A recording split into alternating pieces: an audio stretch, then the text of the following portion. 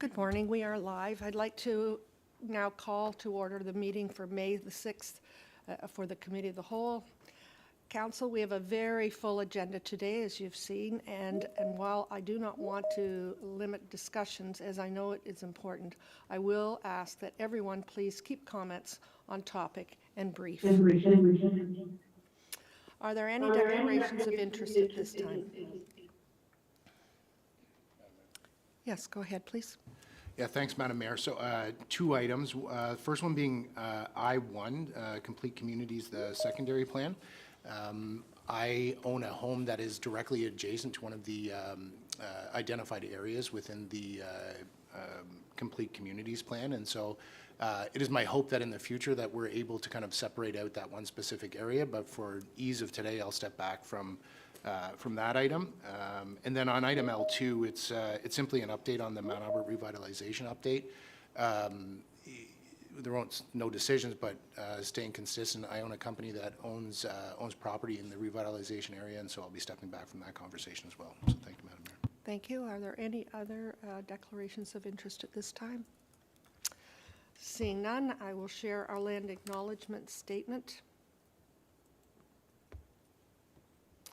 The town of East Gwillimbury recognizes and acknowledges the lands originally used and occupied by the First Peoples of the Williams Treaty First Nation and other Indigenous peoples.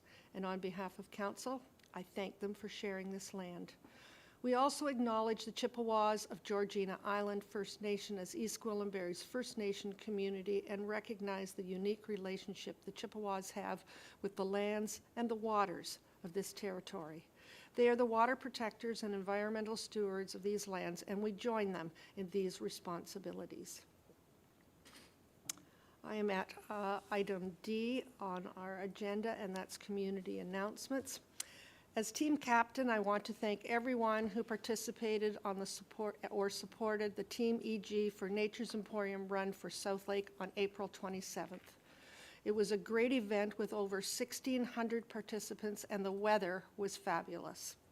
Team EG raised an incredible $38,251, and while formal confirmation has not yet been received, I am confident that East Gwillimbury has won the Mayor's Challenge for 2025. Thank you to everyone, and are there any announcements at this time? Councillor Kay, go ahead, please. Thank you very much, through you, Madam Mayor. So I have a couple of announcements regarding next Saturday, May 10th, that are taking place in Ward 3 and Mount Albert at the Vivian Creek Park. There is a spring tree planting. East Gwillimbury is partnering with the LSRCA, and that will take place between 9:30 and 12 o'clock, and the meeting place is at 1900 253 Center Street. As well, there'll be an EG community cleanup focused on Mount Albert starting at 11 a.m. that morning at the same location. So you can come out and plant trees and help the community clean up at the same time, again at Vivian Creek Park from 11 a.m. till 3 p.m. So we look forward to seeing residents throughout East Gwillimbury join us on next Saturday. And I also have an announcement to make on behalf of the Engineering and Public Works Department, which is the week of May 19th is Public Works Week, and we will be celebrating that. And I congratulate the Department of Engineering and Public Works on all the great work that they do. And there'll be an opportunity during the open house for the town on May 22nd to touch a truck again this year, which was a popular activity from last year. So we look forward to seeing you on those days to celebrate our community. Thank you. Thank you very much. Are there any other announcements? I'm not seeing any at this time. I will move to item D, and that is and that is deputations. A Drobot making a deputation to committee regarding speeding on Mount Albert Road. Could you please come forward? Welcome. Good to have you with us today. You have 5 minutes for your deputation, and I remind everyone in attendance to please remain courteous and respectful during the meeting. Outbursts of cheering and clapping will not be tolerated. We're just a fusty group to go. Thank you. I don't think there'll be any cheering and clapping anyway. My name is Alvina Drobot. I live at 4507 Mount Albert Road, which is the corner of Mount Albert and McCowan. And as all of you have probably driven through the big city of Holt once or twice, we have massive speeders through there. We actually, the locals, we call it the Mount Albert Speedway, is what we call it, Mount Albert Raceway. I can give you 100 different examples about speeding. I'm not sure if anybody saw my emails that I've sent, and that's only a portion of them, and I've been sending these emails for 3.5 years now. There's so many examples. There's been 4 accidents right in front of my house, to be honest with you, within the last 3.5 years. There was, as you know, a fatal on Mount Albert and 48 last fall. The speeders just, I can be driving into my driveway and they will pass me. They will pass me at about 80, 90 kilometers per hour. They just have no respect for the community. My suggestion is that well, first of all, I know there's speed cameras coming to East Gwillimbury. I would love to see one there, or a light at that corner, and I know there's so many trucks and it would slow everything down tremendously. But at Warden and Vivian, where there's no houses, there's a little garage there, they have a traffic light there. Why do they have it? I don't know. Anyways, I would love to see a traffic light, but I know that will never happen because there's just so much traffic. And I know what goes on in Brecken because of all the traffic going up Highway 12. It's so backed up. But my next suggestion, as I say, is lower the speed limit to 50 kilometers per hour and put up a camera. And I know how lucrative they are for the communities, and I know they cost a lot of money, but it will pay for itself. So that's basically, all I have to say. Oh, and other than slowing down the trucks as well, because the major trucks are just crazy traffic. And we've paved our property 2 years ago, and the whole pavement at the edges is all crumpled because of the big trucks. And the plows when they drop their wings, of course. My spouse is a snow removal person. He goes out and tells the trucks just to get off our property because they ruin the pavement. So hopefully, everybody will take this into consideration of lowering the speed limit to 50 kilometers per hour and give us a speed camera. It will help. Actually, one example I am going to say, my neighbor who's an elderly, he said, Alvina, did you see the motorcycle go by last week? And I'm like, no, what are you talking about? He says, oh, neither did I. It went so fast I didn't even see what color it was. So that's a typical example of what goes on in our community.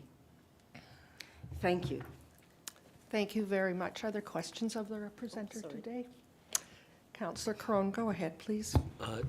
Thank you very much, Madam Mayor, through you to our presenter and then and then to staff. I want to thank you, Alvina, for your patience. I know you've been putting up with this for a while, and I know you recognize that it's at the corner of 2 regional roads, the intersection of 2 regional roads, and so we would have to refer this to the region, and I think that would be a good idea.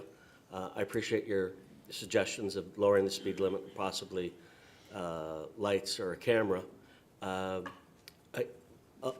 direct my my question to Mr. Molinari, if I might. To get a camera, if the region is to put up a camera, would it not have to be in a community safety zone? And if so, what defines a community safety zone? I think it's school and park, and is there anything else that we could maybe shoehorn this situation into? Just looking for opportunities here. Through you, Madam Mayor. Yeah, you're right. They are 2 regional roads, so this matter would be referred to the region for them to review. In terms of community safety zones, yeah, it's really schools and parks and areas that maybe in a senior's home, those sorts of things would qualify for that. Okay. Okay. Thank you, Mr. Molinari. So, Madam Mayor, if I may, I'm happy to move receipt of this, but I would also add that we send in a request to the region through you, our rep on Regional Council, that we could look at ways to investigate speed calming measures that would have a tangible impact on what's going on at this intersection. It's unfortunate what's happening. So I think if we could do whatever we can to work hand in glove with the region to make sure we can get this addressed, I think it would be a win-win for everyone. Thank you. Thank you. Go ahead, please. Thank you very much, through you, Madam Mayor. I would like to acknowledge and appreciate that you have taken the time to communicate your concerns, both with the town, with the region, with the police, with YRP. It's only through advocacy like you're taking upon yourself that we can make some improvements sometimes. But I want to assure you that our priority as councillors is always the safety of the community. And as chair of the Roads and Engineering and Public Works and the Roads, I often answer questions from residents, as do all members of the council, for all different parts of East Gwillimbury regarding speeding and traffic and parking and all of those issues that we continually attempt to find ways to slow down speeders, whether it's on King Street or McCowan or Mount Albert Road. And I can personally attest to the fact that I am every day using Mount Albert Road, and every day I am passed by cars going over the speed limit. So I know that this is a very real challenge and issue in that vicinity. So I too would like to ask our general manager of Engineering and Public Works, when we are working as partners with York Region, are there any steps that Alvina can take to expedite the exploration of any other remedies that York Region might be able to install in that particular area, whether they include collecting data from monitors or what we can do as a town to support Alvina and the other residents in that community. Through you, Madam Mayor, I think it would be helpful for the region to understand the issues that have been raised here today and some direct feedback with regards to that, so that they fully understand and appreciate the issue that's there. And once they understand that issue, they'll be in a better position to be able to provide either additional enforcement or other measures as they see fit. But a clear understanding of the problem is always a good starting point. Thank you very much for that. And if I may, through you, Madam Mayor, I would like to say that I'm happy to second the motion that's been made by Councillor Crone. Thank you. Yeah. We're in committee, so we don't have seconders, but thank you. I'll keep that in mind for the rest of the day. Councillor Crothers, go ahead, please. Thank you. Thank you for taking the time to come here and all your advocacy on this. As you've heard, it is a regional road. So I have a question through you, Madam Mayor. If we need a specific council resolution that you can take to the region, or if you feel that staff can discuss with the region the concerns that council has around this. We could go a couple of ways, but I know that our staff have a wonderful relationship with the region and quite often have a regular meeting, so I'll make sure that this information has been provided to you as well. You're here today, but any way we can get this message out to our community, then all the better. Thank you. Then I would ask that as part of the resolution, we ask for a report back. That way it ends up on our pending items list. And we can follow up that if nothing happens, these things take time, as you know, and I just don't want it to drop off the to-do list. So if we can add that to the resolution, Councillor Crone moved, if he's happy with that. And just one quick comment, because this is streamed and people can see it, I just want to make sure that if there's a bit of misinformation that we're correcting it as we go. I don't believe that speed cameras are lucrative. We try and set the rates at a break even. We had a whole council presentation on that. So I just don't want it out there that the speed cameras are lucrative for the municipality, because we set the rates so that they're not. It's about community safety. So I just wanted to correct that. And my question, will I be included on the response? Yes, you will. Thank you. Thank you. Thank you. Thank you very much. And all in favor? And that is carried. Thank you for very having much. me. At item F in our presentations, none at this time. And we are at item G, which is a closed meeting, to proceed into a closed meeting of Committee of the Whole Council. I have a mover and a seconder, please. Pardon me. Just a mover. Councillor Carruthers. All those in favor? And to proceed into a closed meeting of Committee of the Whole, be it resolved that committee proceed into a closed meeting of Committee of the Whole Council at 10:15 a.m. to deal with the following matters. Advice that is subject to solicitor-client privilege, including communications necessary for that purpose, Municipal Act Section 2392F. Legal opinion regarding the duties of members of council in carrying out the activities of their office.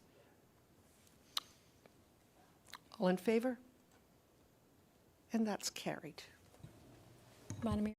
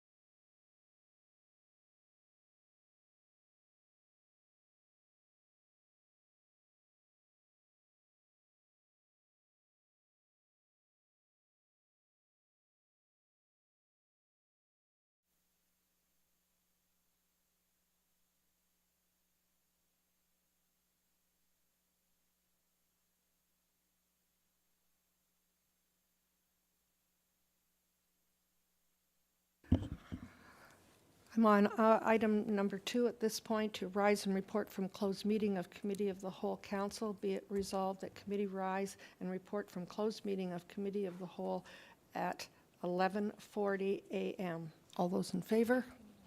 Does that have a mover? Councillor Crone. All those in favor? Opposed? And that is carried.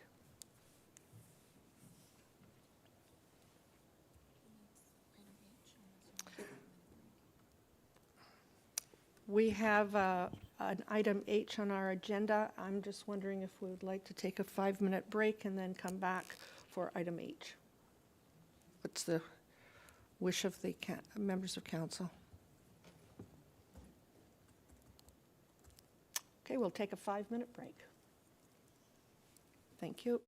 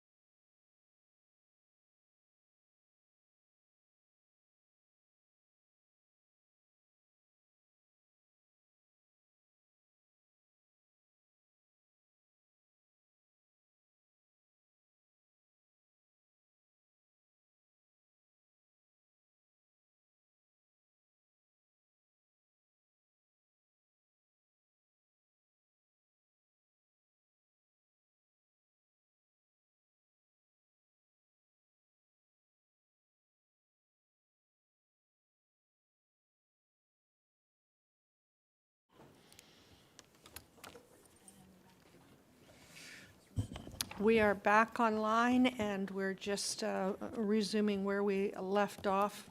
Item H, Finance, with Councillor Johns in the chair. Thanks, Madam Mayor. So H1 is a joint finance and legal and legislative memo on council discretionary expenses, and looking for a mover, perhaps Councillor Foster, if you want to move that for us. Thank you, Councillor Foster. With that, I will turn that over to Mr. Marshall. Thank you. Through you, Mr. Chair. This memo is here in front of you in response to a committee and council request to provide some additional information regarding council discretionary expenses. I'd just like to point out that if council or if committee would like to start developing a policy down the road, Appendix B has some points that you might want to consider when developing this policy.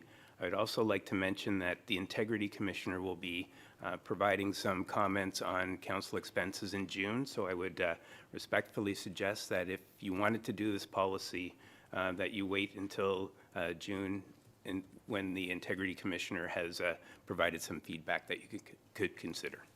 I'm happy to answer any questions. Thanks, Mr. Marshall. So we'll go around the committee. Councillor Roy-DiClemente. Thank you, Mr. Chair. Given that we've received information during closed session, I'm unable to consider this matter without being able to discuss that other thing. So I'd like to make a motion that the Committee of the Whole waive solicitor-client privilege regarding matters considered in closed session on May 6, 2025, and in the interest of accountability and transparency, place any reports considered in that closed session on a future public agenda of council. So thank you, Councillor. I do believe that you're, actually, why don't we have the clerk rule on the validity of the request? Through you, Mr. Chair, I cannot, in my jurisdiction, rule on the validity of the request.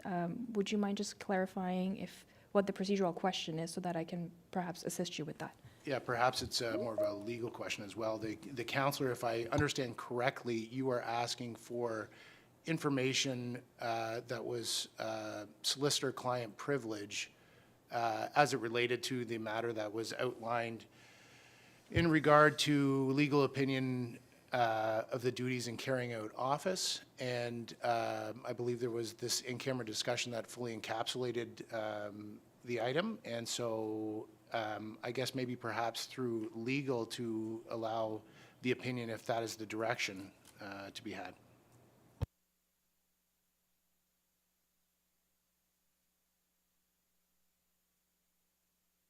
Ms. Ingram, if you wouldn't mind.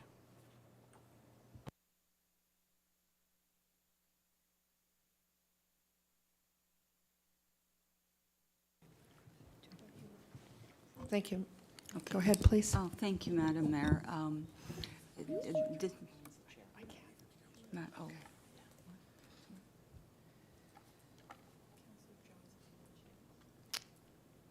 Councillor Johns. Oh.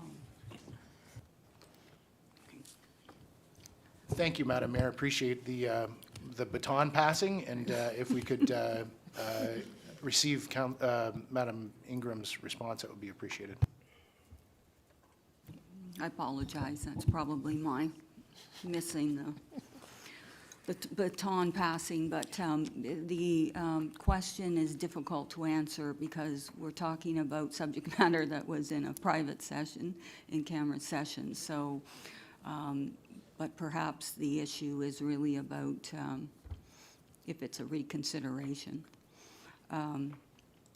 which is difficult to answer because one was in private session and one is outside of private session. So in my opinion, on the fly here, it's a reconsideration. Same question. Okay, so with that, again, clarity, we're sitting in committee, we don't need a seconder. So Councillor Roy-DiClemente has moved something that I will agree with the solicitor in that it is a reconsideration of a matter. And I think that brushing up on my legislative skills, that's 2/3, but does that matter with our council? 1, 2, 3. Am I correct, Madam Clerk? Through you, Mr. Chair, is the question pertaining to whether or not, if you want to vote on the motion to reconsider a matter? That is correct. Okay, so in accordance with your Section 18 of your procedure bylaw, after a matter's been decided by members, it can be reconsidered during the term anytime within the 6 months of the matter being decided if it is done through a majority vote of members of council. So it's not a special majority, it's just a majority vote. Wonderful, thank you. And so is there any discussion as it pertains to the councillor's motion before we call the question? Councillor Foster, none, so that's everybody. All those in favor? All those opposed? So the motion fails.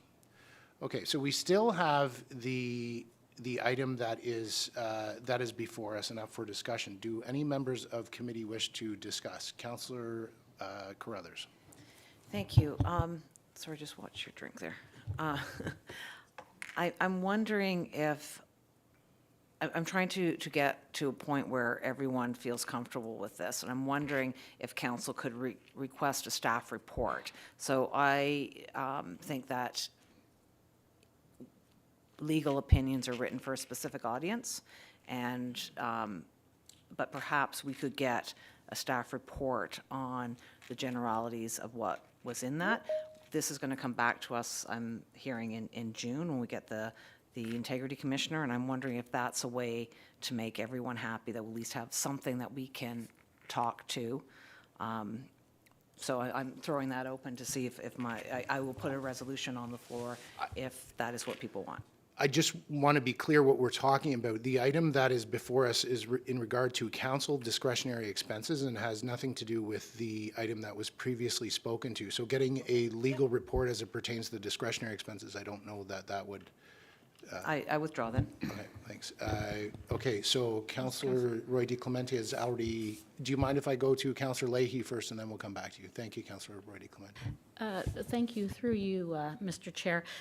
In fact, that is not correct. The discussion that was on the agenda today was to discuss discretionary expenses, and although we are bound by rules of confidentiality in the previous closed session, there is no confidential cover on the Office of the Integrity Commissioner 10-page report that was submitted to all of us on April 11th, and it does speak to the issue which we had in question of the use of personal funds versus taxpayer funds in our expense funds. So that is what is being discussed on this point of agenda that we are now discussing. So I would like to read, in order to give the appropriate context, what the Integrity Commissioner said, that generally speaking, best practices at the municipal level have landed on the position that in an effort to promote accountability and transparency, which I'm sure all of the council members would agree with me that we all have the goal of doing our role in the most accountable and transparent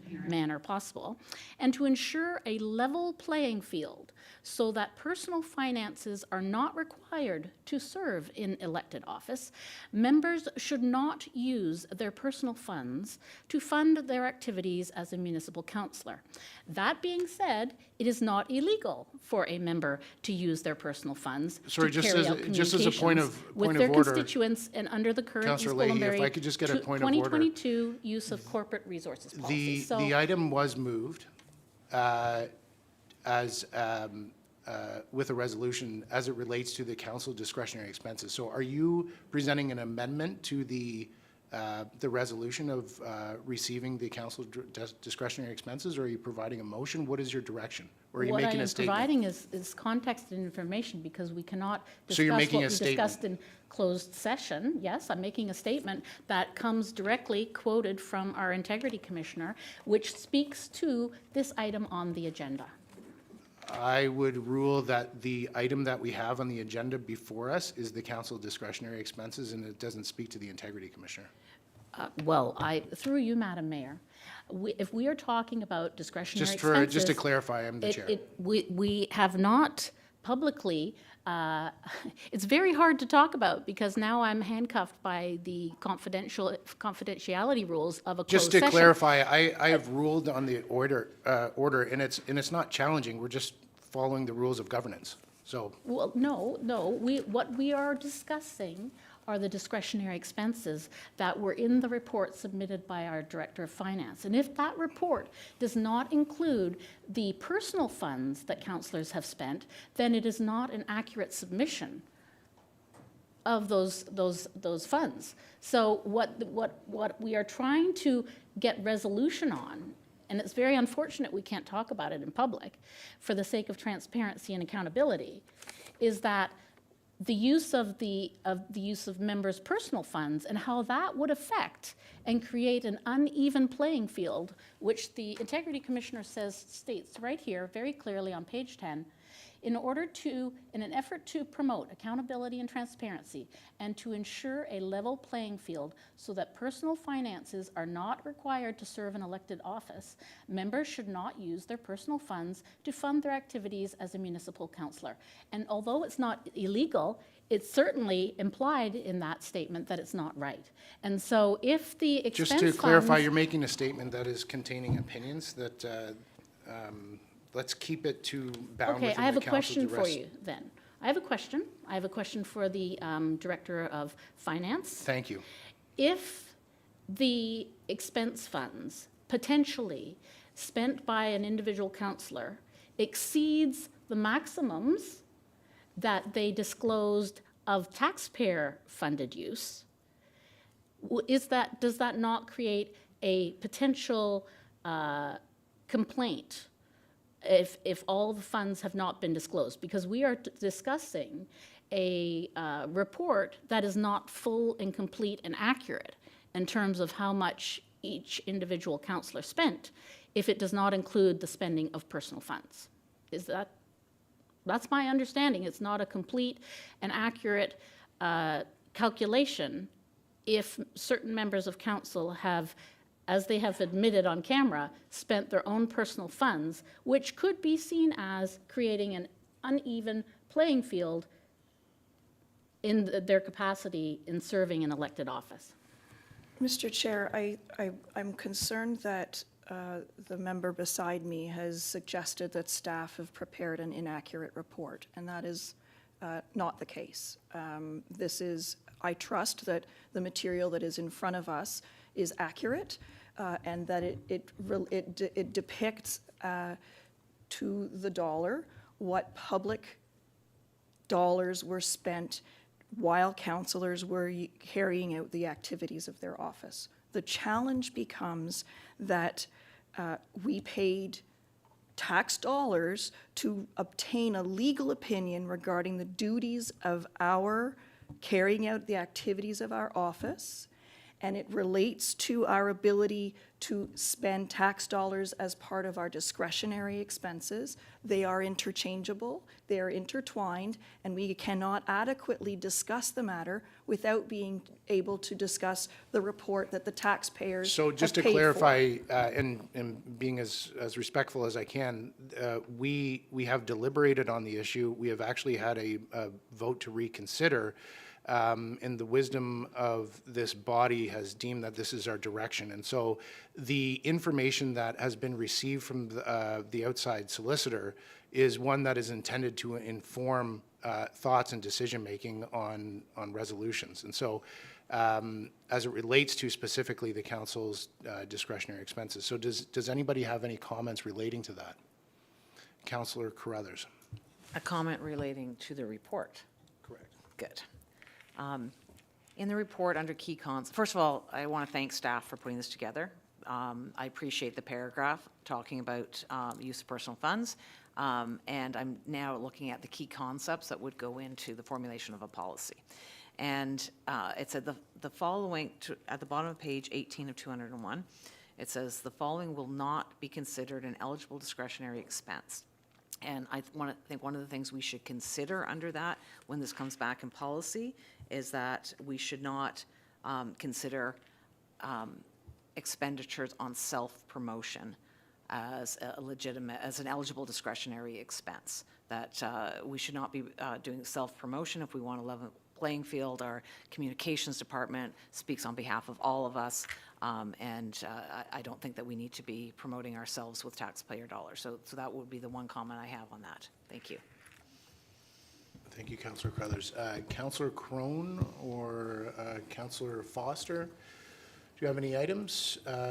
No? And so Councillor Leahy, back to you. Yes, thank you very much through you, Mr. Chair. I would like then a definition of self-promotion. It is our jobs to represent our community members, and the very nature of being an elected official involves self-promotion. And I am happy to abide by the rules. I am a rule follower. I'd like to see a very fulsome policy come out in terms of helping guide all members of council. But each member of council chooses to spend their money or not spend their money in their taxpayer expense funds according to how they feel best, which is the word of discretionary, what that means, to fulfill their jobs, which is to be, according to the Municipal Act, a steward, a representative, and a policymaker. So I would like to challenge the other members of council that if we respect the taxpayer dollar and we paid for using taxpayer money to have an external legal counsel provide a report, that should be made public because it was paid for with taxpayer dollars to provide clarification on the situation. So I appreciate the comments, and again, I will reiterate the fact that this body has made a decision and decided to go in the direction that it has. And so there was comments made about self-promotion, then there was looking for definitions on self-promotion. Sorry, Councillor Roy-DiClemente, did you want to say something before I? No, I'll speak after you finish No, your go ahead. statement. No, I just, I'm sitting in the chair position, so I'm happy to follow up. Go ahead. So at this point, it's obvious that we need some belts and suspenders, that this report gives us more questions than we have answers. It is obvious that we need an expense policy that we haven't needed in the past. I think the key concepts in Appendix B of this report are a good start. It is a really difficult line to navigate. There's a very, very fine line between campaigning and communicating. And for me, it comes down to the duplication of town expenses. Our operating budget has $1.5 million dedicated towards communication. There shouldn't be much more that we need to do as councillors. So the town provides us with business cards. The town provides a website. The town provides newsletters, that information that goes out into the bulletin and so on. So I think for me, it's not about what we're spending it on, but how we're spending it. And the duplication of town expenses is where it sits for me. I don't need more business cards with my information on it because the town has provided those to me. I think it also is a good practice for our communication staff to have a review of any material that councillors intend to distribute in order to ensure that it is factually accurate, and so that there is that lens of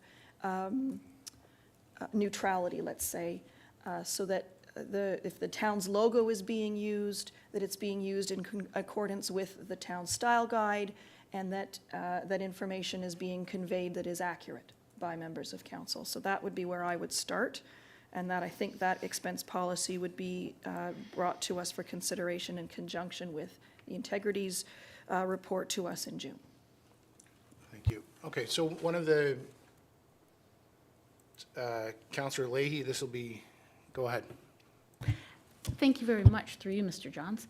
My last point that I would like to make is that the budget for 2025 was decided upon during the past budget deliberations, and in it, the councillor expense funds were slashed by 80%, so that a councillor only has $500 to communicate with their residents, and $500 for other discretionary expenses, And so I would like the, part of the report and part of the policy development to include a comparison to other municipalities, because I've done an unofficial comparison by discussing with other councillors in other neighboring municipalities.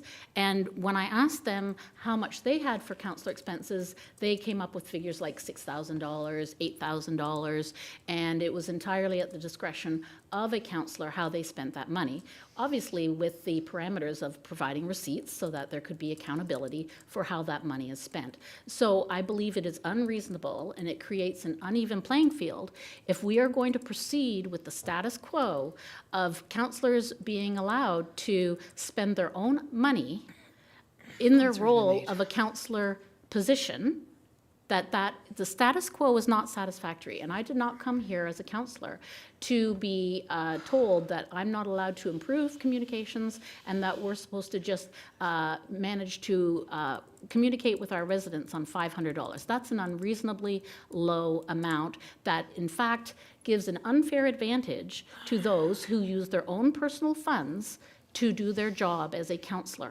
And in fairness, to be inclusive, because we as a town of East Gwillimbury are promoting inclusivity, that all councillors in their roles conducting themselves as a councillor should be accountable and transparent. And even the Integrity Commissioner on page 10 stated that we should not use our personal funds. And so I am not agreeable or comfortable with being handcuffed at $500 and whilst allowing other councillors to continue to spend their own personal funds. So thank you, Councillor Leahy. Where I'm coming from, I hear you. I am not interested in increasing our personal expenses. That is not something that I personally would advocate for. I hear you that you feel that the expenses aren't adequate. However, I'm not sitting in that lane. I also have heard from my colleagues about duplication of expenses. And I will say that as we were informed last week through our provincial government, through the media and obviously through the availability to follow up, and then also meetings we had, the provincial government has tabled legislation for a new template code of conduct that would govern all of us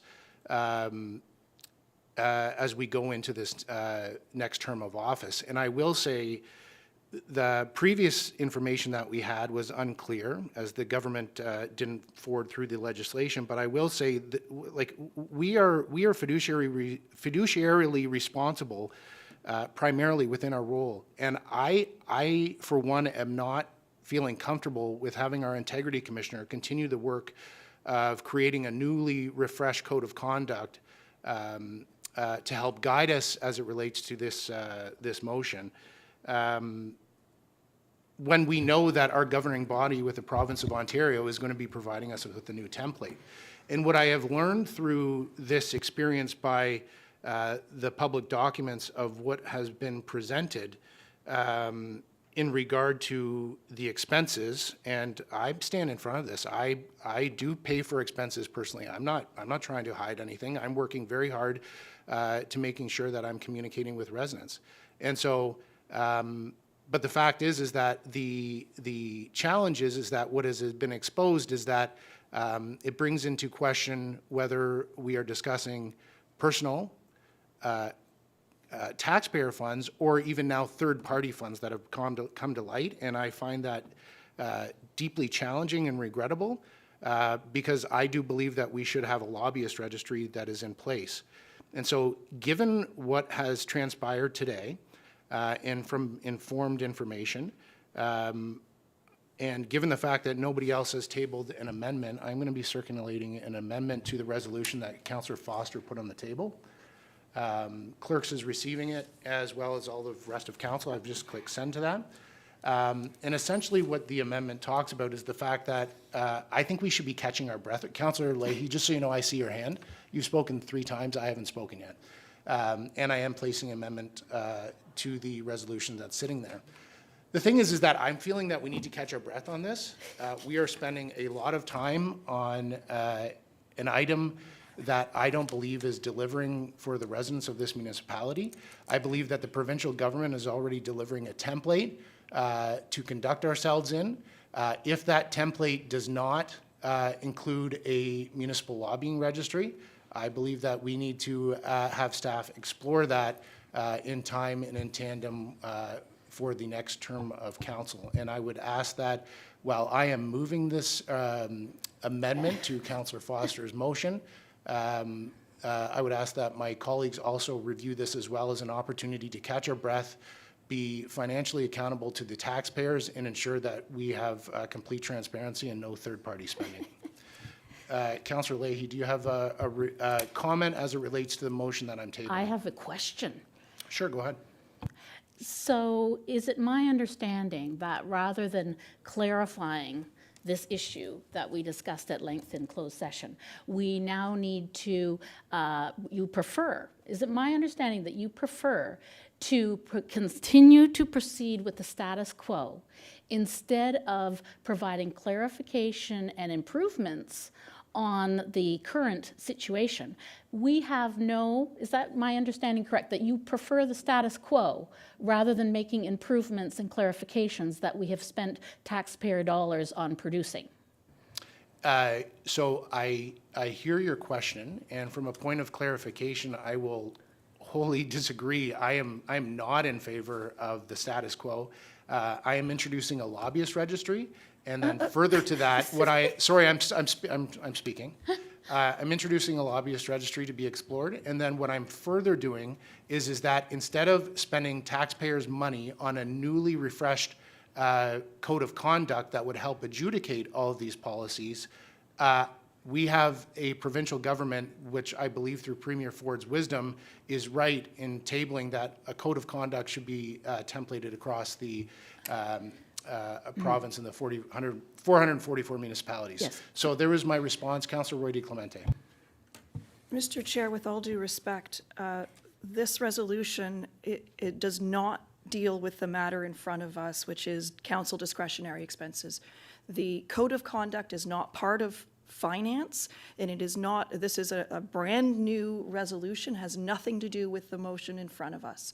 I respectfully request that this is not in order, and that committee vote to not amend the resolution. At this point, we have a motion on the floor from Councillor Foster that we receive the report prepared by finance staff, and that this amendment is not in order. And I know you're in the chair, Mr. Councillor Johns, but this is not related to the matter at hand. The scope of your resolution is far beyond that of what we're considering today. I appreciate that. I disagree, but I'm happy to hear from other councillors. Councillor Carruthers, go ahead. I agree, it's outside the scope of what's currently on the table, so I think this is an amendment to Councillor Foster's motion, so I think we speak just to this amendment, and then we vote on the amendment, and if it passes, we vote on the whole thing. If it fails, we vote on the whole thing. Thank you. Thank you, Councillor Carruthers. Does any other councillor would like to have input? Councillor Crone. Thank you, Mr. Chair. I'd like to say that I agree with the intent. I think that's the right way to go. I can't help but agree with my colleagues that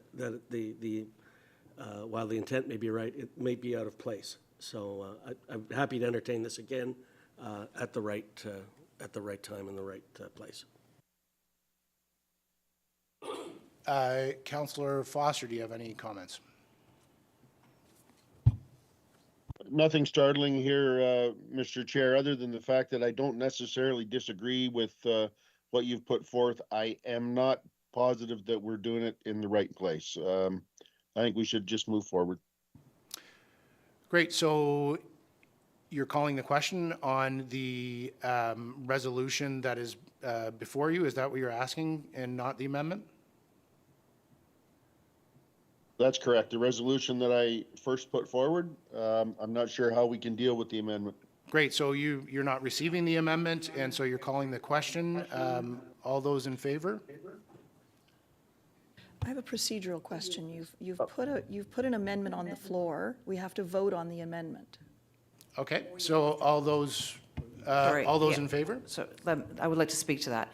So if it fails, then it makes it difficult to bring it back, and I think you're hearing from your colleagues that we would like to see this in another form. So it would be my suggestion, if you would like to remove it, and we can vote just on the receipt. But, I mean, that's up to you. Just if it fails, there's other rules to help, to have to bring it back. I'm okay to reopen it. I'm happy to call the question, and then we can reopen it at a later time. I'm completely amicable. So all those in favor? Excuse me, through you, Madam Clerk, can we please have read out what we are voting on so that everyone is clear what we are voting on at this point in the. Through you, Mr. Chair, is your intent to be voting on the amendment that you had presented? If so, we can put that on the screen. If not, okay, that I saw a nod, so perhaps I can ask our deputy clerk to share your amendment. So this would have to be voted on first, and then we can get to the main motion, which has been moved by Councillor Foster, the main motion itself. So can that be read out, please? Is that the entire document there that we see on the screen? Through you, Mr. Chair, I believe that's the entirety of the motion that you had presented.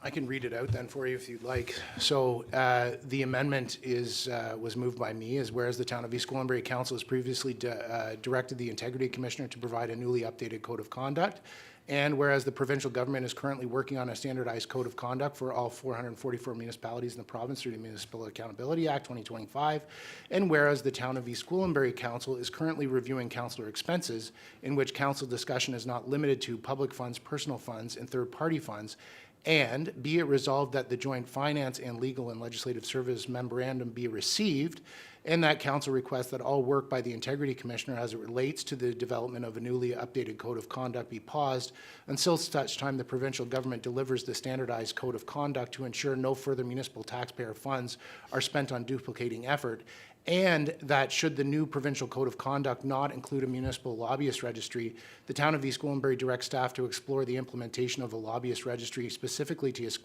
Gwillimbury with the goal of enacting for the new term of council in 2026. So all those in favor? All those opposed? Motion fails. Okay, so back to the original motion. Councillor Foster. You have called that question to receive. All those in favor? All those opposed? Great, thank you very much. Okay, so Mr. Marshall, do you have any other items as it pertains to finance? Through you, Mr. Chair, nothing at this time. Great, and any other members of the committee? Okay, Madam Mayor, back over to you for the chair. Thank you very much.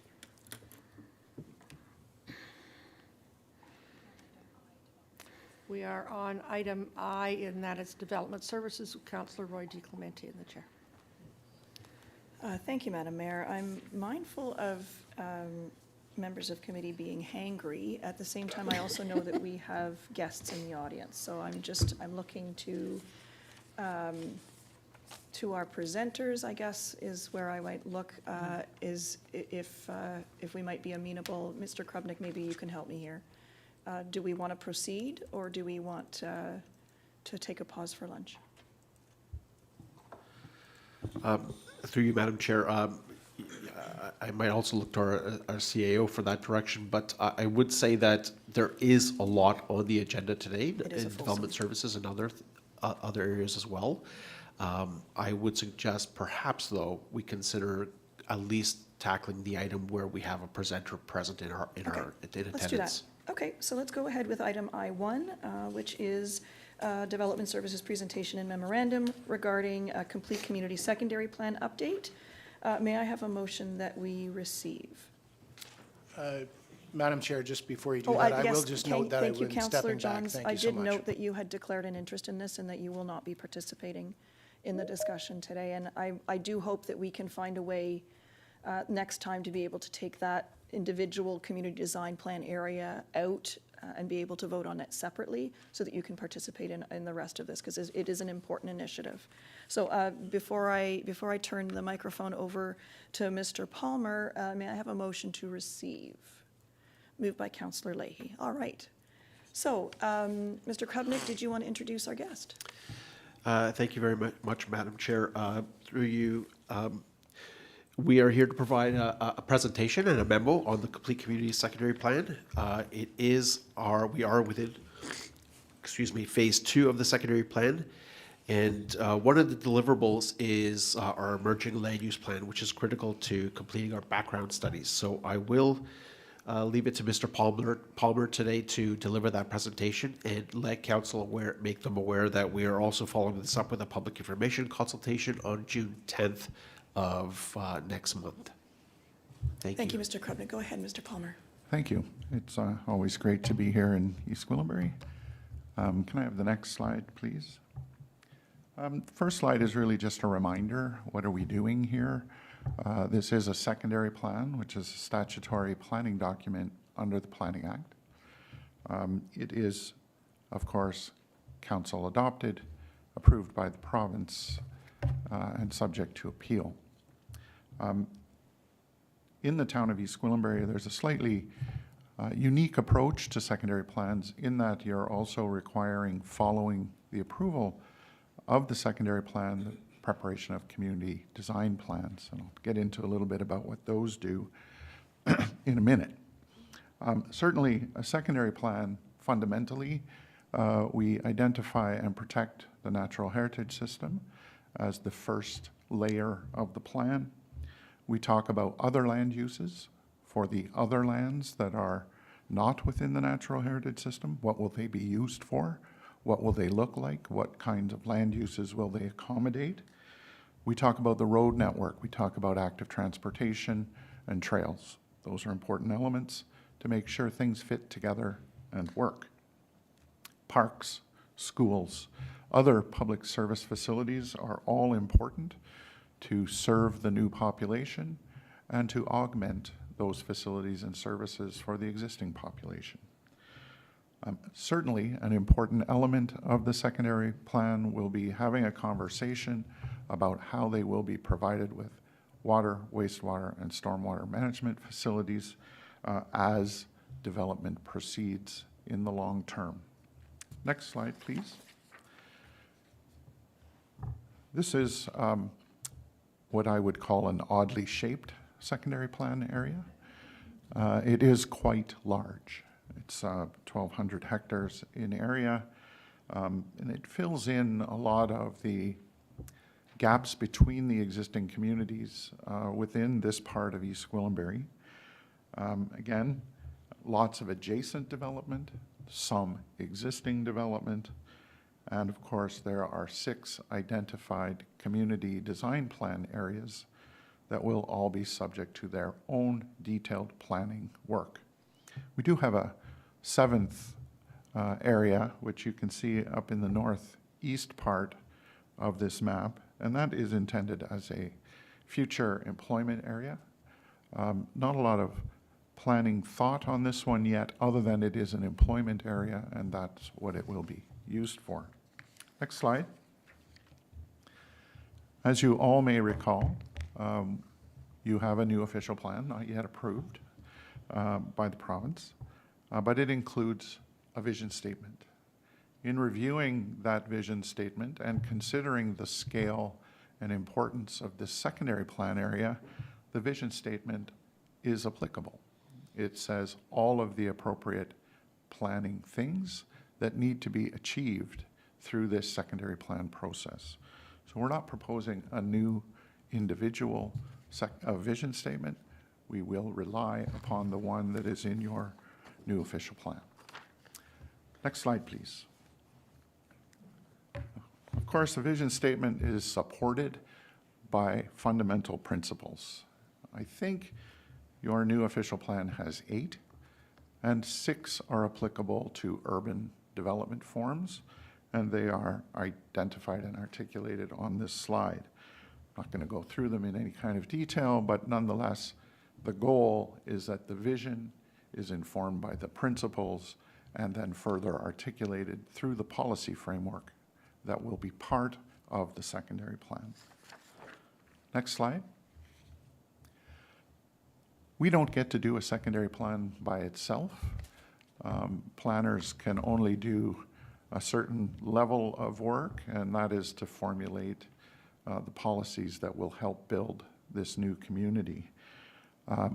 This work must be supported by detailed technical studies that are being carried out by a host of specialist consultants.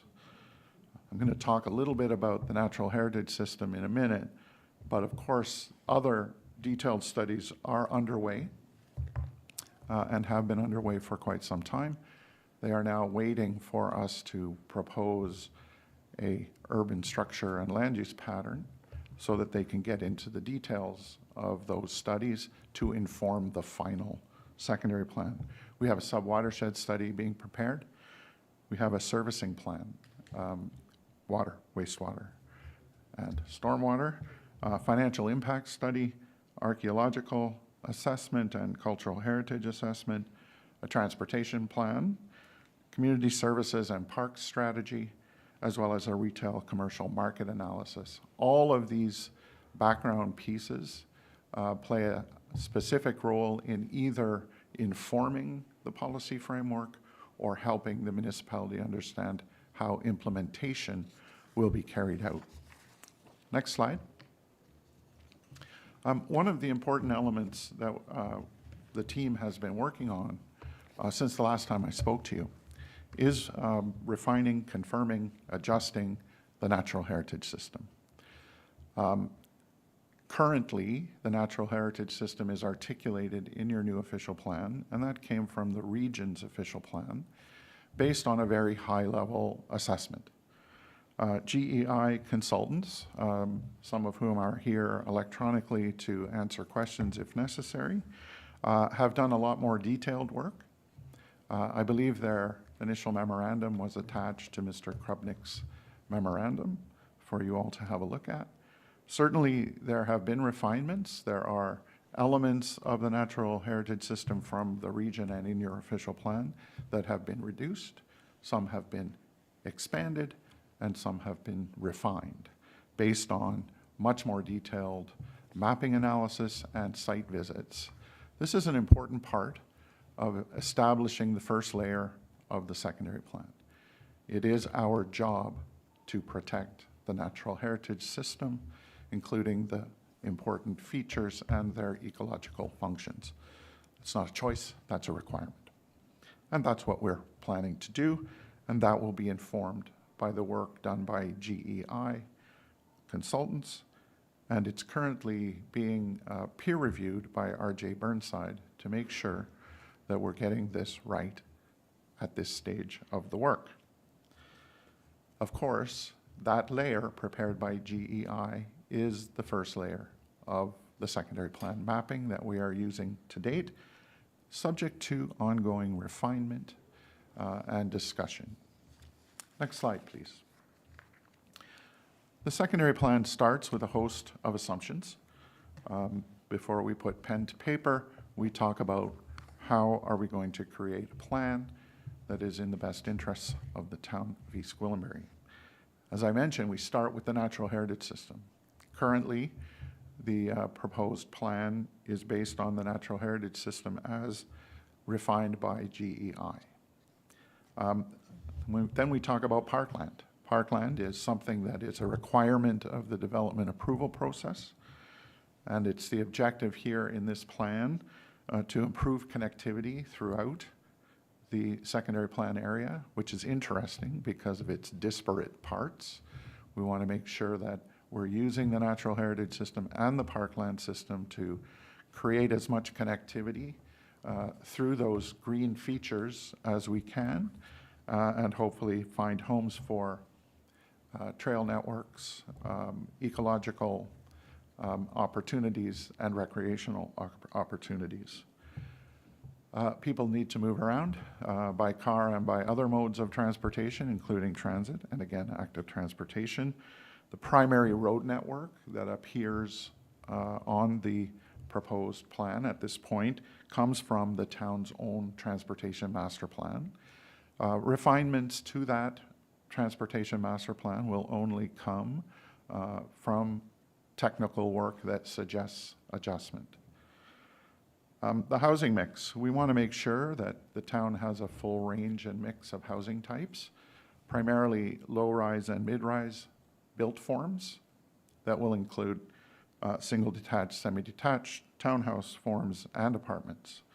The goal is that those are permitted broadly and refined through the community design plans, but also ensuring that key transportation routes are focal points for density and land use mix.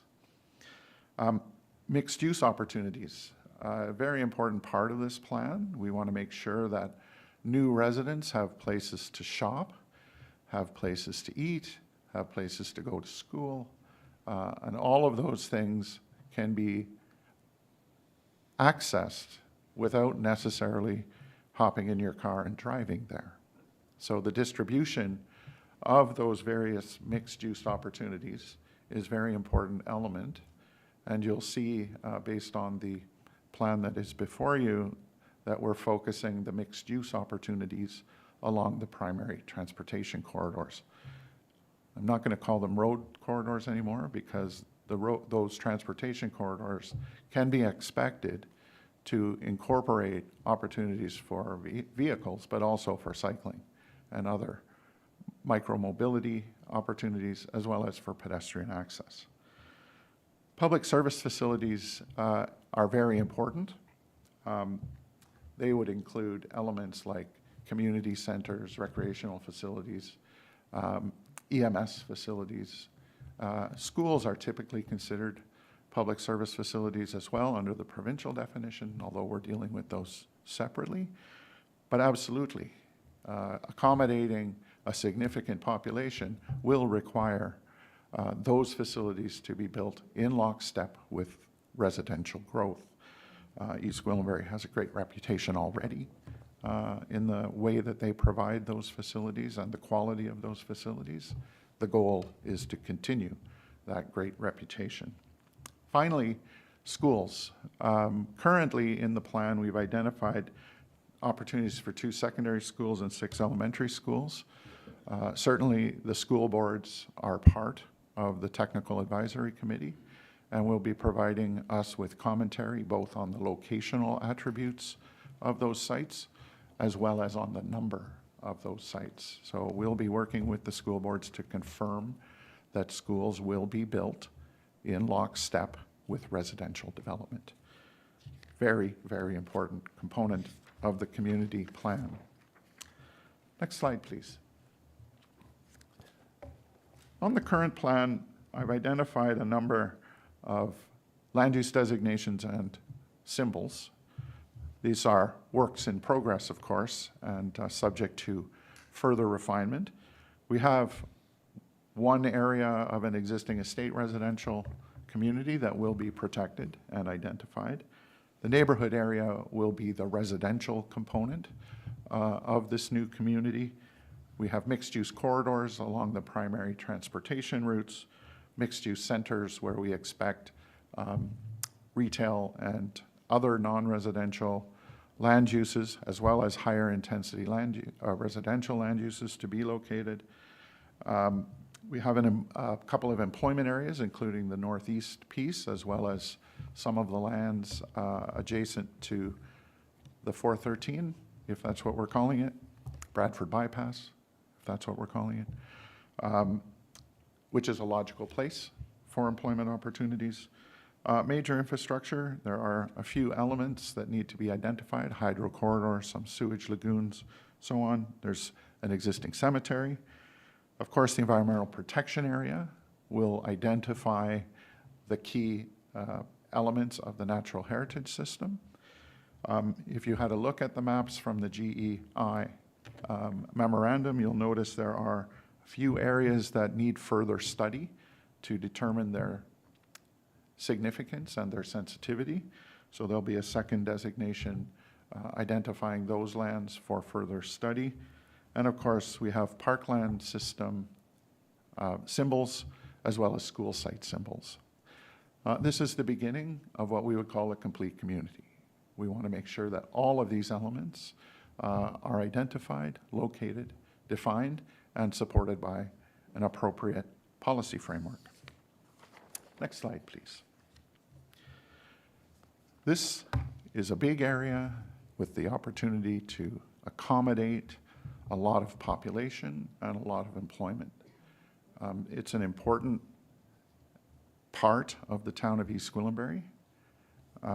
It's expected that we can get up to 46,000 new residents and 4,500 new jobs. And what's important at the bottom of this table, which is something that we've been considering in secondary plans more recently, in note number 2, which talks about work from home, which is becoming a much more significant part of our urban residential communities, as well as no assigned place of work.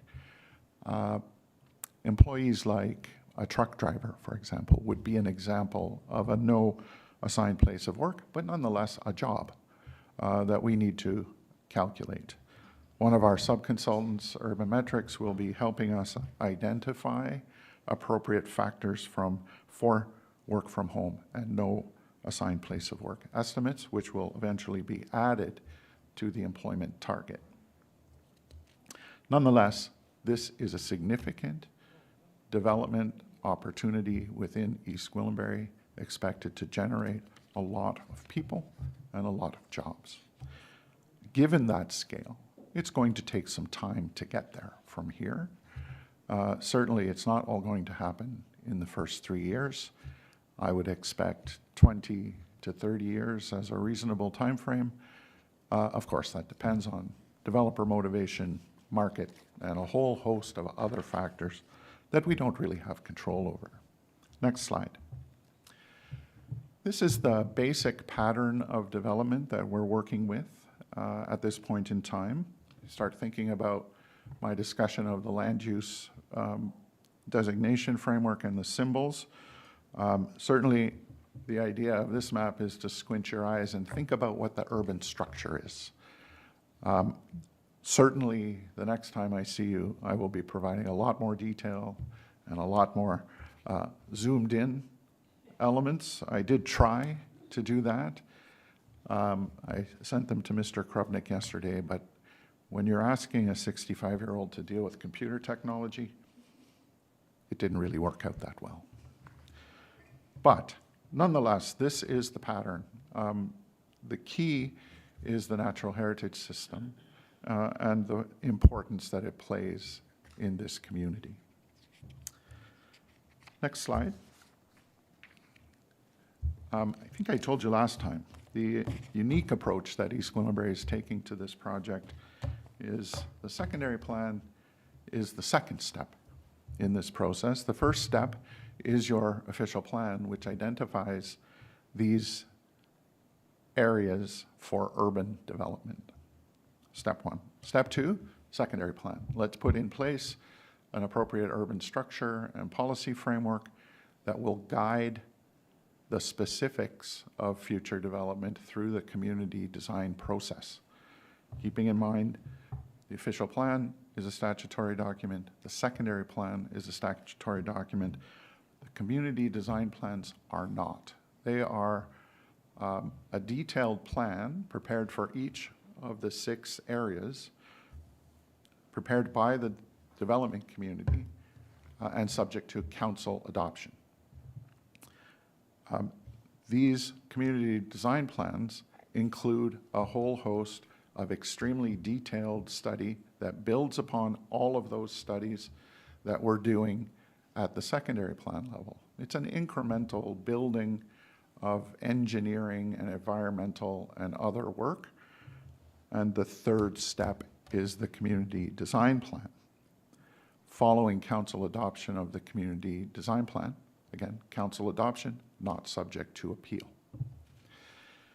Then the details of development through draft plans of subdivision, draft plans of condominium, zoning, and in some instances, site plan approval will also be coming back to council, some of which are public processes subject to appeal, some of which are not. However, the basic message I'm trying to give you here is that we're only entering phase 2, and there are multiple phases to go, and council will have lots of opportunity to shape the scale, structure, and outcomes of this planning work. My goal in the secondary plan is to articulate the tools that you'll need to carry out a thoughtful review of all of this work. Certainly, as we move forward, council will have lots of opportunity to weigh in on the secondary plan itself. Next slide, please. As Mr. Krubnik identified, we're only in phase 2. We have the public meetings upcoming, and that will end phase 2. Then we still have phase 3 and 4. We will be back to you with a lot more detail to go through and looking for your direction at that time to ensure that we're on the right track and that we're delivering what you need.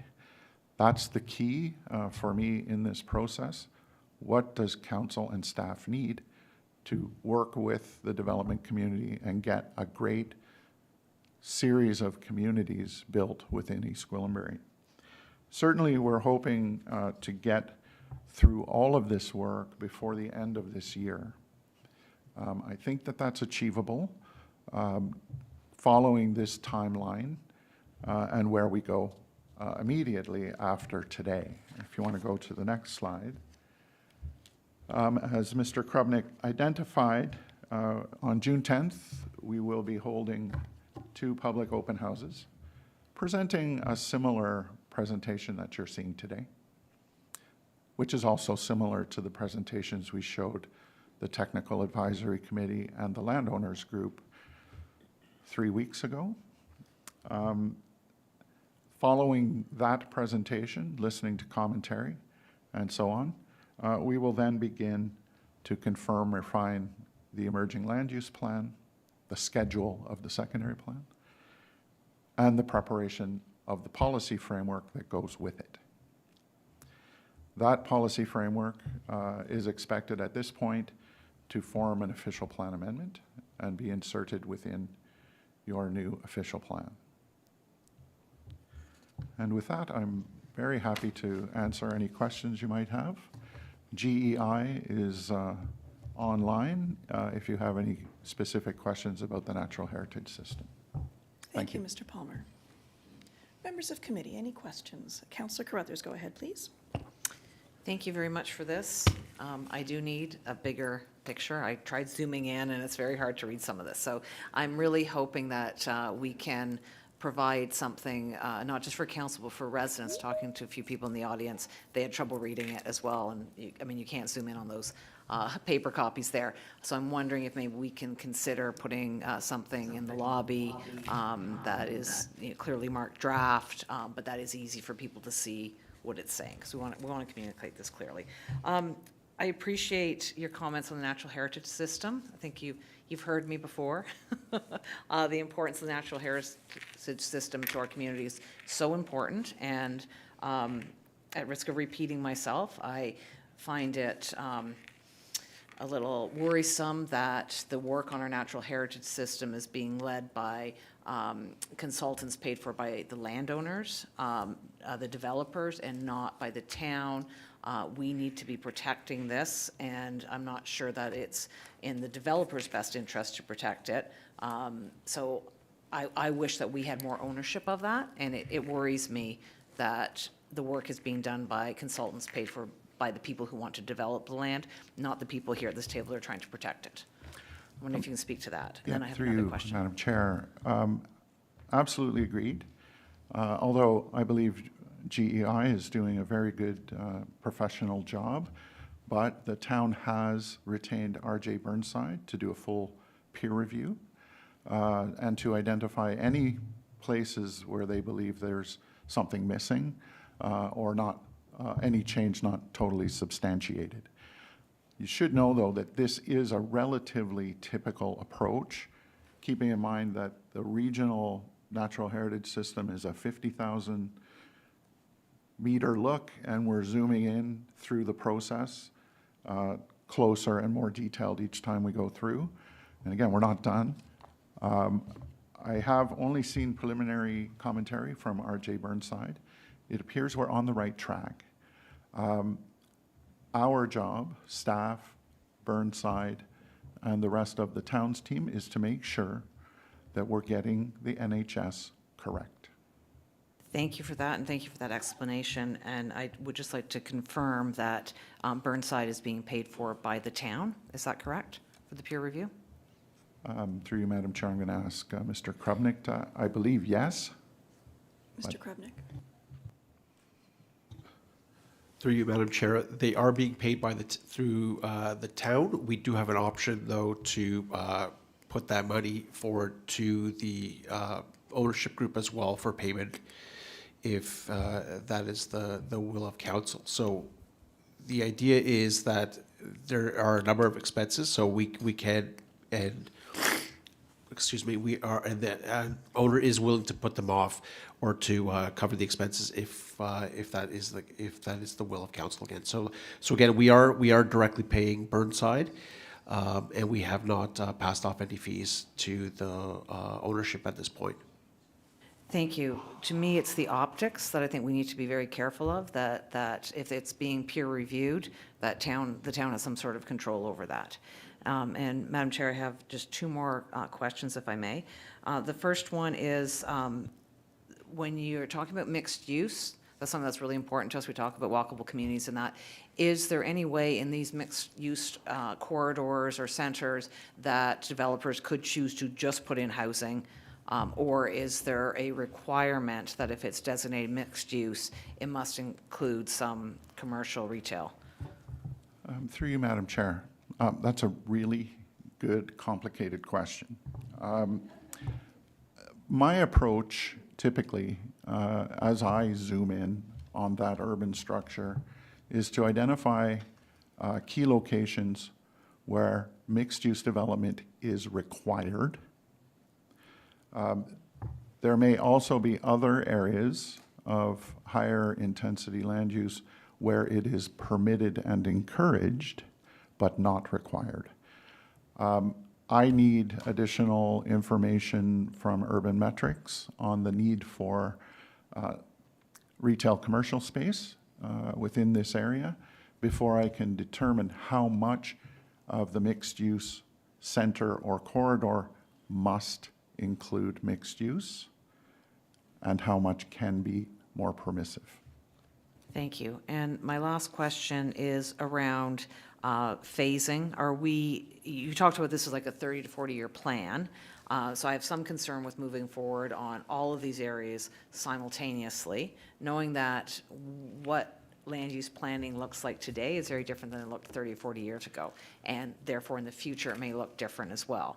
So I do worry about designating all our land, planning out all our land to a 2025 standard, knowing that by the time it might be developed, that standard could change. So are we looking at phasing this, doing one community plan at a time or a couple at a time, or are we just going all in? Through you, Madam Chair, also a really good question, a complicated one.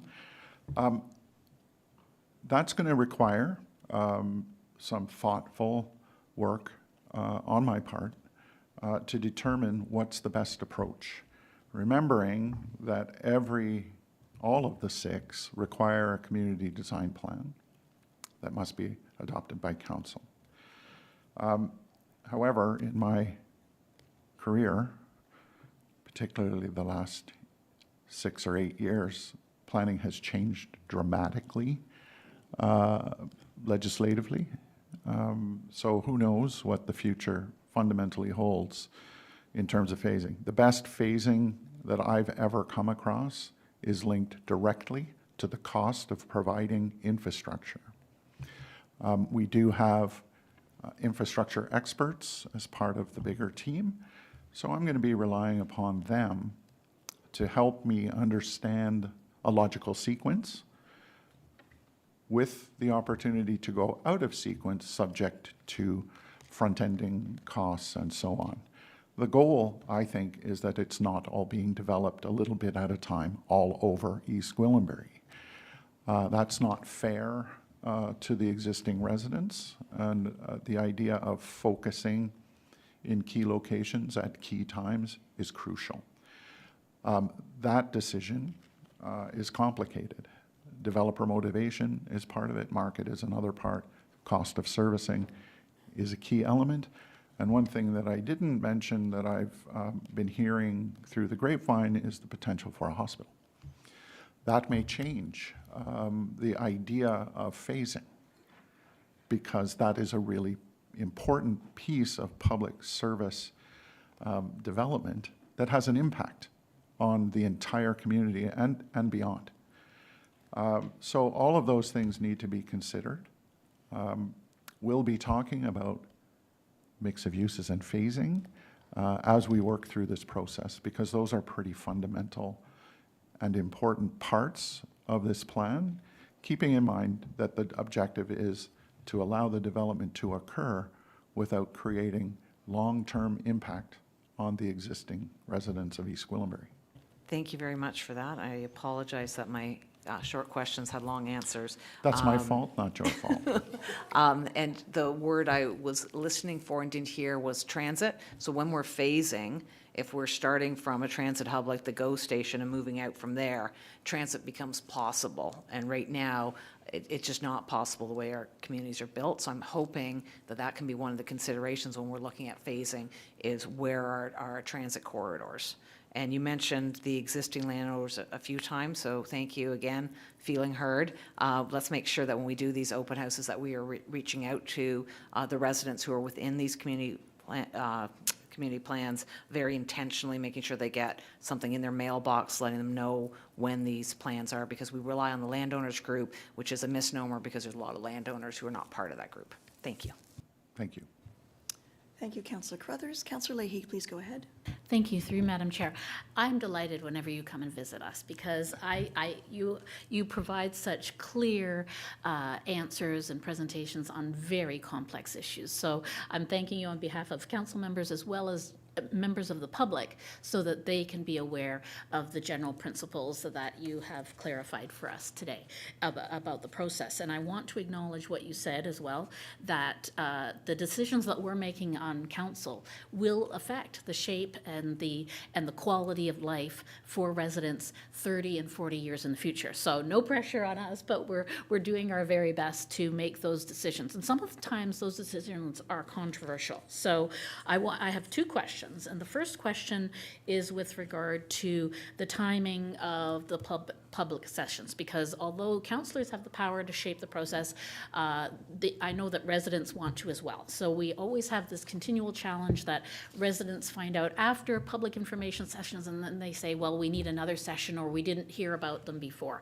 So you listed the June 10th presentation, public information session, as number 2 in the process. So I'm wondering, throughout the process, as you have it phased right now, how many more public information sessions will there be, and how will they be scheduled to parallel the process that council is going through with you? So that's question number 1, about the public information sessions and the timing of them. Question number 2 is about the housing mix. So on one of your slides, you stated clearly there were 7 current baseline assumptions. And I just wanted to clarify, of those 7, housing mix is number 4. So I wanted to clarify that this is not a list that's in priority, because for me, priority is housing mix. And so I wanted to ask you if you could provide some more details for everyone on that housing mix and questions of density, which always come up from residents, and concerns about how many levels a structure will be, whether it'll be 4, whether there'll be a cap, whether we'll go to to 20 at some point, or 30, in terms of condos. So what can you tell us more about that housing mix and density levels? Through you, Madam Chair. Go ahead, Mr. Palmer. Absolutely no priority or importance on the list, except the NHS is always number one. In terms of public meetings, after the 10th, we expect to have another round of public open houses once we've got a more articulated plan ready for them to look at. That's at the end of phase 3. In phase 4, that's when we're going through the council adoption phase, and there will be a statutory public meeting held during phase 4 as well. Those have not been scheduled, but absolutely those are planned and part of the work program. If council determines that they need more public consultation, we're happy to talk about that. The public open houses, however, we typically break them into 2 meetings, an afternoon session and an evening session. We have found that that works really, really well. And in fact, over the last couple of years, we tend to get many, many more people in the afternoon than in the evening. For whatever reason, I don't know, but that seems to be the way it goes, which is why we break it into 2. Certainly those meetings are linked to council review as well. So absolutely there's more public consultation. This public meeting will be talking about the structure and the mix of uses. The next one will be talking about the structure, mix of uses, and the policy framework that gets you there. Housing mix, absolutely critical these days in terms of how we build communities. We haven't worked it out yet because we want to test some scenarios about what people think is appropriate for this new part of East Gwillimbury. I haven't put my mind to height limitations other than to say low rise and mid rise. What does that mean? Well, we haven't even defined that yet. I remember working in Vaughan in 1996, and high rise was 2 stories. Not anymore.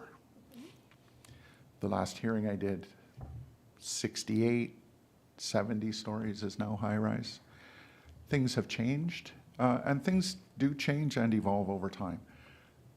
My expectation is that the next time I see you, you will have very specific ideas about what we're thinking is the appropriate range and mix of housing. And also remember that singles, semis, and townhouses are also permitted as of right to have accessory apartments and an accessory dwelling unit in a detached building on their lot. So in fact, a detached, semi-detached, or townhouse could in fact be 3 units. We don't know yet how the uptake on that is, but we do need to plan for it. Thank you. One further? Yes, thank you. I'm mindful of time, Councillor. Yes, Go and ahead. thank you through you, Madam Chair. I felt it was very important to have one last question, if I may. And that's with regard to when you're talking about the type of housing that is being built. I also serve on the Accessibility Advisory Committee, and we're preparing for our Professional Development Forum, the theme of which last year was housing and housing mix, and how so many members of the community that have accessibility challenges have a hard time finding housing that meets their needs in terms of accessibility. And with the significant portion of our population being seniors, and all of us are getting up there, we are going to have more seniors than, in fact, other portions of the community in terms of age. So will accessibility be a priority in determining the housing mix? And do you have any leeway in determining how much of a priority that will be in your planning? Through you, Madam Chair, thank you for that question. It's an important one. I don't use the word seniors now that I am one. People who need accessibility may be seniors or may not be. So I agree that it's an important element, and that's one of the things that I'm going to be looking for some direction from council on. We know that we are required to talk about a certain percentage of the housing to be affordable. Provincial definition, notwithstanding that you have basically one tool to achieve it, which is inclusionary zoning, which won't apply to many places in the secondary plan. I would note that some municipalities have been also identifying that within the affordable component, another percentage be accessible. I'm happy to have that conversation with council to determine what might work here in East Gwillimbury. I don't like just to put the number in the plan without a strategy to get there. And that may come from your committee as to what kinds of things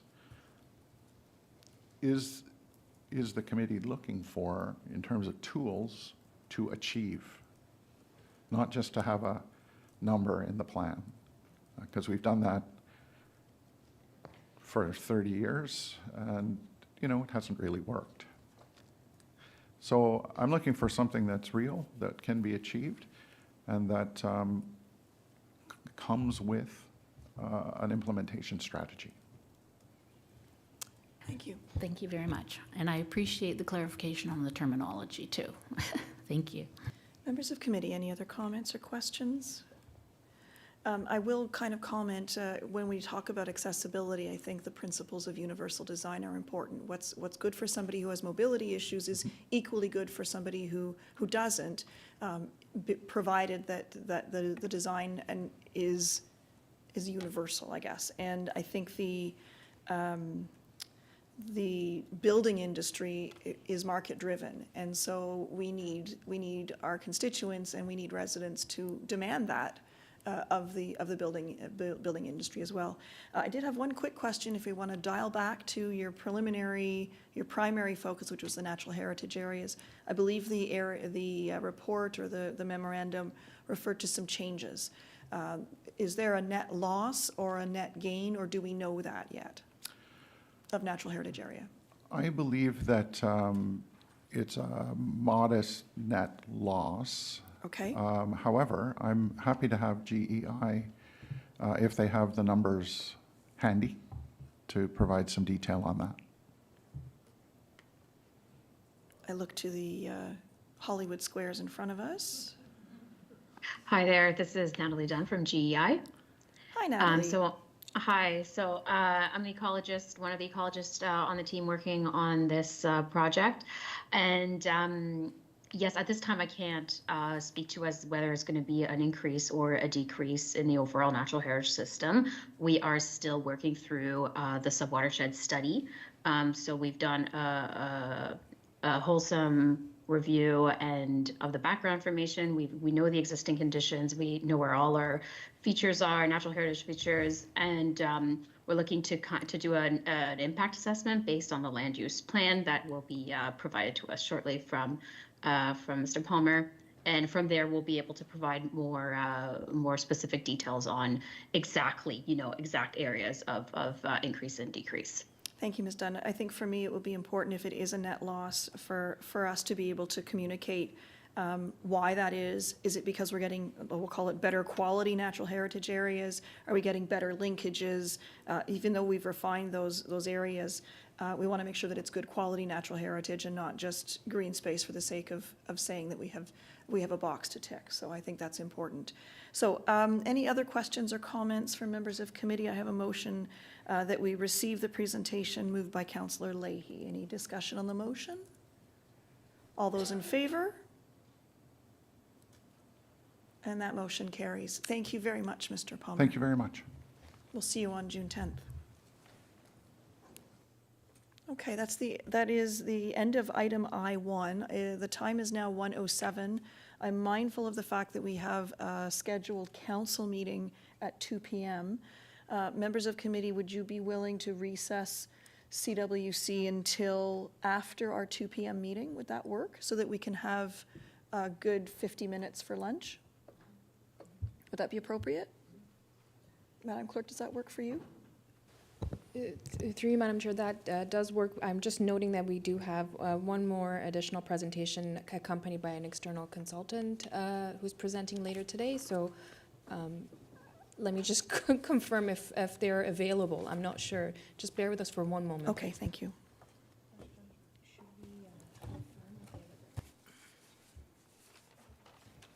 Through you, Madam Chair, I just received advisement. We'll check during the break, but if it's the will of council, we can certainly recess. Okay, and and I mean, the worst comes to worst is we can refer it to another agenda, a future agenda as well, if it's not time sensitive.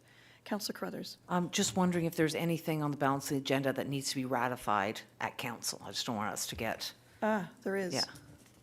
There is. Okay, so you know what? We do have something, I think it's under CIES. It's under engineering. Is it not? L1. Perhaps we should do that now. Madam Mayor, I'll turn the chair to you so that you can give it to Councillor Leahy.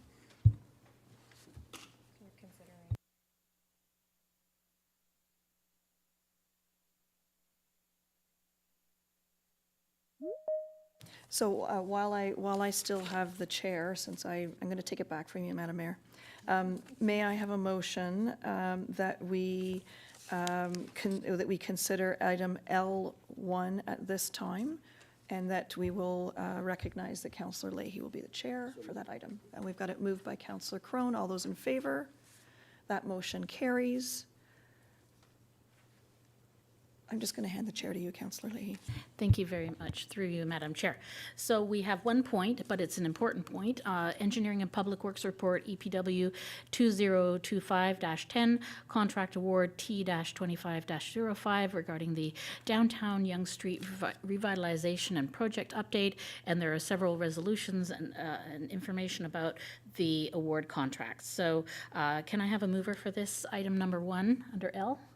Thank you, Councillor Johns, and I will give the floor over to the General Manager so that he can provide us with some comments. Thank you very much.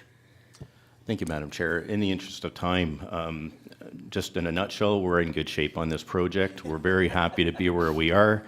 We're looking to award the contract and get works underway very shortly. We have a very detailed communications plan that we're going to be working with residents on, and we're in good shape. Happy to answer any questions. Thank you very much through you and through myself as chair. So I'm going to open it up to ask if there are any councillors who have any, members of committee who have any questions for our general manager. Molinari. Yes, Councillor Roy-DiClemente. Just a quick one. The construction, how long will this process last? Do we have an estimated time of completion? Through you, Madam Chair, we're looking at having the project completed by the end of 2026. We anticipate it'll be sooner than that, but that is that is our kind of drop dead date. Thank you. And I'm delighted that, this is a very expensive project, but the majority of this is coming from other funding sources. So kudos to you and your team for finding the money elsewhere. Thank you. Are there any other questions? Yes, Councillor Carruthers.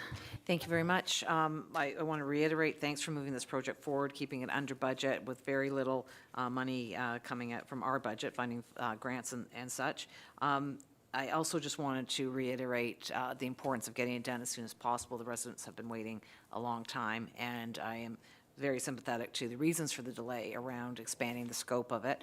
And as long as we keep adding, it's never going to actually get started. So I'm glad to see this tender that we're actually going to get shovels in the ground, and it's much appreciated. Thank you. Any other questions or any other comments or information you'd like to share with us before we vote on the recommendations? Nothing further, thank you. Thank you very much, General Manager Molinari. So the report and project update was was moved by Councillor Johns, and so I'm going to call a vote for all those in favor. So moved. Thank you very much. And I will transfer the chair back to Madam Mayor. Thank you. Thank you very much. We're at a time when we need to have a break, I think. So we'll take a look at 40 minutes or therein and be back here at I would say 1:45. Is that sufficient? Are we coming back into CWC, or we're going straight to our 2 o'clock meeting? Councillor Carter, sorry. Go Roy ahead. DiClemente. DeClemente. I believe when I was chairing that the intent was that we would recess CWC until following the council meeting that starts at 2 PM. So I'll make a motion to that extent, to that Thank you. effect. So we'll be back here at 2 o'clock for the council meeting. And when we're done with council, then we'll roll back into CWC. We'll get it all done. Thank you. With that, we will take a break. All those in favor? Unanimous. Thank you.